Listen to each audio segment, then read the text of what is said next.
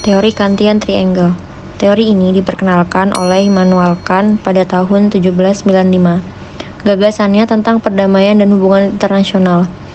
Kant percaya bahwa perdamaian dapat muncul di antara negara-negara ketika mereka memiliki 3 ciri, yaitu demokrasi perwakilan, kepatuhan terhadap hukum internasional, dan saling ketergantungan ekonomi. Fenomena yang diidentifikasi dari teori ini yakni segitiga Kantian menunjukkan bahwa negara yang merangkul demokrasi, unsur pertama dalam segitiga, jarang akan melawan atau mengancam satu sama lain. Demokrasi juga lebih damai dalam interaksi mereka dengan negara lain. Ini adalah dasar teori perdamaian demokratis. Teori Kantian Triangle adalah behavioralis. Contoh kasus yang bisa diimplementasikan dengan teori ini, salah satunya adalah kasus konflik Darfur di Sudan. Konsep Comparative Advantage Theory, David Ricardo. Comparative Advantage Theory merupakan suatu teori yang keberadaannya pertama kali ditemukan oleh David Ricardo pada tahun 1772 sampai 1823 dan dipublikasikan melalui buku On the Principles of Political Economy and Taxation, Chapter 7 Foreign Trade di tahun 1817. Inti konsep teori keunggulan komparatif ini adalah bahwa negara-negara dapat memperoleh keuntungan dari perdagangan dengan fokus pada produksi barang yang mereka kuasai dan membeli barang yang tidak mereka kuasai dari negara lain. Teori ini mendukung adanya perdagangan bebas dan spesialisasi antar negara. Asal-usul munculnya Comparative Advantage Theory. Teori ini muncul dikarenakan David Ricardo menemukan adanya kekurangan dari teori yang dikemukakan oleh Adam Smith, yaitu teori keunggulan absolut. Menurut David Ricardo, teori keunggulan absolut dalam perdagangan internasional hanya dapat diaplikasikan terhadap negara-negara yang memiliki keunggulan absolut atau negara-negara yang mampu melakukan produksi untuk memperoleh keunggulan absolut saja. Dari kelemahan teori keunggulan absolut inilah, David Ricardo membuat gagasan barunya yang bernama Comparative Advantage Theory. Comparative Advantage Theory menjelaskan bahwa setiap negara atau individu sebaiknya memproduksi barang dan jasa yang memiliki keunggulan komparatif dalam produksinya masing-masing. Jadi, secara konseptual, teori keunggulan komparatif oleh David Ricardo tidak termasuk dalam behavioral economics, tetapi lebih sesuai sebagai bagian dari tradisionalisme ekonomi, karena berakar dalam pemikiran ekonomi klasik dan berfokus pada asumsi rasionalitas dalam pengambilan keputusan ekonomi. Selanjutnya adalah implementasi dari teori keunggulan komparatif dalam konteks ekonomi internasional. Salah satu studi kasus yang digunakan untuk mengimplementasikan teori keunggulan komparatif adalah studi kasus mengenai perdagangan antara Inggris dan Portugal dalam produksi anggur dan kain. Regional Security. Teori tentang regional security berdasarkan dengan penteorinya. Kenneth Waltz adalah seorang sarjana hubungan internasional yang terkenal karena kontribusinya pada bidang neorealisme. Teori karyanya memberikan lensa teoritis untuk memahami beberapa aspek keamanan regional. Dinamika regional juga dipengaruhi oleh beberapa faktor dalam teori Waltz, yaitu pertimbangan sejarah, budaya, dan ekonomi di tingkat regional. Teori regional security dibangun karena pada masa Perang Dingin, ketika sistem global mempunyai struktur bipolar, permasalahan keamanan yang dihadapi banyak negara sangat erat kaitannya dengan dua negara adidaya saat itu, yaitu Amerika Serikat dan Uni Soviet. Fenomena yang mendasari munculnya teori regional security adalah berakhirnya Perang Dingin menyebabkan perubahan besar dalam struktur umum keamanan internasional.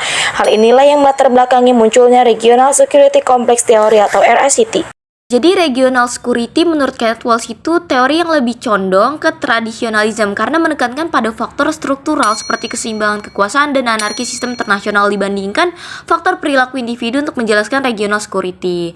Selanjutnya ada implementasi teori, yaitu contoh kasusnya. Salah satu contoh kasusnya itu adalah penyelesaian sengketa yang berkaitan dengan Laut Cina Selatan melalui kerangka kerja ASEAN yang melibatkan beberapa negara di wilayah tertentu, seperti Tiongkok, Filipina, Vietnam, Malaysia, Brunei yang bersaing untuk ngeklaim wilayah dan sumber daya di Laut Cina Selatan. Teori keamanan regional mengacu pada usaha-usaha yang dilakukan oleh ASEAN untuk mengurangi konflik dan memelihara stabilitas di kawasan tersebut.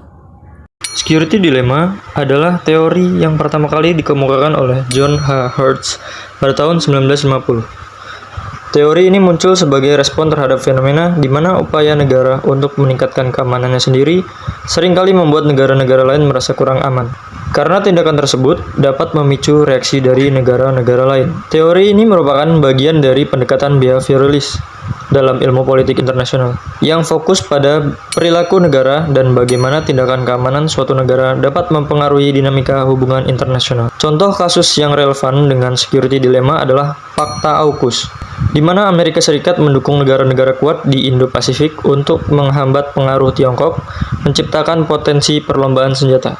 Selanjutnya, game teori yang pertama kali dikembangkan oleh John von Neumann, suatu kerangka yang tujuannya utamanya untuk menganalisis situasi di mana tindakan individu tidak hanya tergantung pada tindakan mereka sendiri, tapi juga dipengaruhi oleh tindakan yang dilakukan oleh pihak lain. Ada beberapa faktor yang mendorong perkembangan teori ini. Salah satunya adalah pengaruh strategis yang muncul selama Perang Dunia II, di mana strategi perang menjadi sangat penting waktu itu. John von Neumann, seorang ahli matematika, berkontribusi signifikan dalam pengembangan teori ini. Kolaborasinya juga dengan ekonom Oscar Morgenstern menjadi langkah penting dalam pengembangan teori ini. Game teori bersifat behavioralist, yang berarti analisisnya dapat diukur. Dalam konteks AI, teori ini berusaha untuk memahami bagaimana negara-negara berinteraksi dalam situasi yang sering kali dapat diukur, misalnya dalam zero-sum game, di mana suatu pihak menang dan yang lain kalah. Contoh studi kasusnya yaitu Perang Dagang Amerika Serikat dan Cina.